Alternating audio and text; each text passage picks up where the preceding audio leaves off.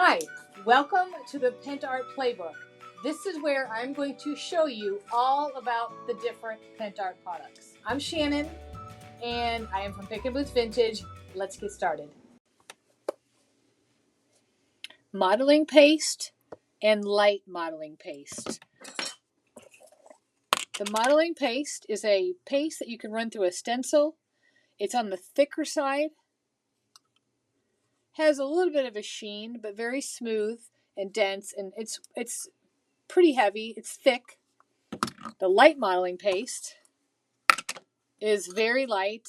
To me, it has the texture of Cool Whip, and everybody knows what Cool Whip is, but so it's super light. This one is good for projects you want layers or depth, but you don't want a lot of weight, so you use the light modeling paste. So we're going to run a little bit of each through the stencil, and then we'll show you what they look like when they dry. So take a little bit of this. This is the modeling paste. Thicker. Still goes on super easy. Runs right through the stencil.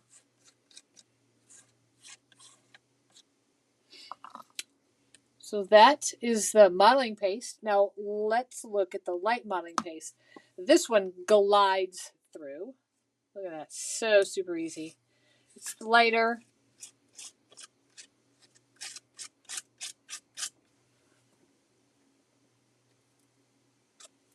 When you look at it like how we just ran it through the stencil,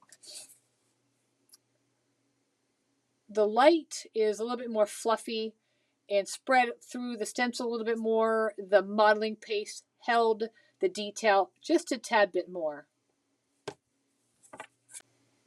So when these dry, you can paint them, wax them, or just leave them white. It depends on the look you're going. You can also use pigment powder or pigments, the Pentart pigments, to dye them. Just keep in mind, if you do this, let me show you. These are not clear, they're not transparent, they dry white, so it will affect the outcome of your color. So see how dark this green is? If I put a little bit in here and I go to mix it up, it's not going to be that bright green. It's going to be a little bit of the lighter green because it's mixing with a white base. So let me just show you.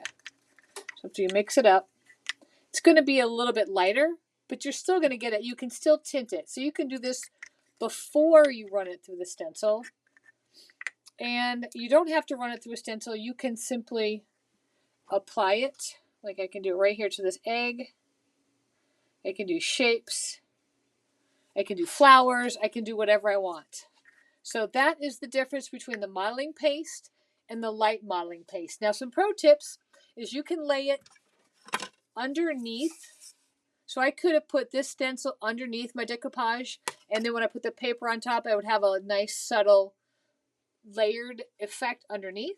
If you want it to be shimmery, then you can absolutely add some of the metal pigment, but keep in mind it's going to dry a little bit different color because of the white base.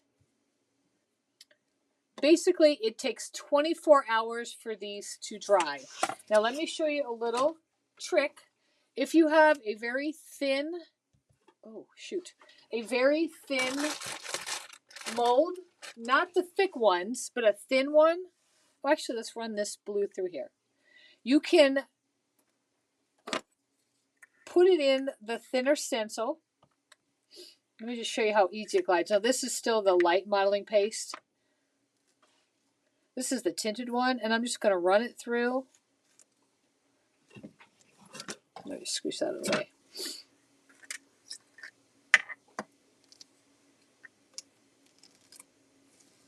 And what's going to happen, it's going to dry, but it's going to be flexible. So when the modeling paste dries, either the light or the regular modeling paste, it dries flexible.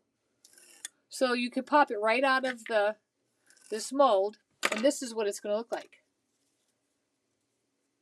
So this works really well if I want to decorate something that has a rounded edge. I can just glue it on like this.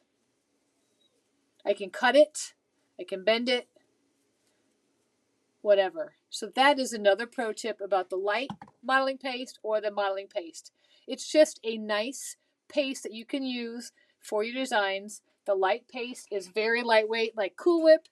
You can use it on paper, like journals and stuff like that. Something you need to have a little bit more flexibility, or you want something that's lighter. But the modeling paste works really well with molds too. I used it for the cameo mold on the IOD, and I made little cameo brooches, and they came out adorable. Okay, one last pro tip. So the other day I was making a sign, and I didn't have time to wait for something to dry with the glue. I was impatient, and I wanted to have my sign ready. So what I did was I simply just layered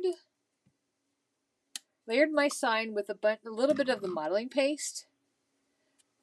And then let me show you. So what I did was, you can embed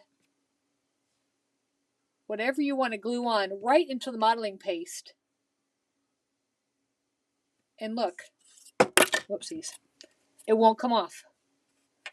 So this allowed me to go ahead and make my sign super quick with a little bit of texture and white the way I wanted it. If I would have wanted a different color, I could just mix pigment, but it's a good way to glue instantly whatever you need to put on, and this will glue permanent once the modeling paste dries in like 24 hours. One last thing is, you can also draw and make patterns in the modeling paste. I wouldn't think you'd want to put a stamp in here because I think it's too thick. I think you'd do better off with clay, but I can draw my name, I can draw different designs, I can do polka dots. So you can have fun with the modeling paste, both the light and the regular.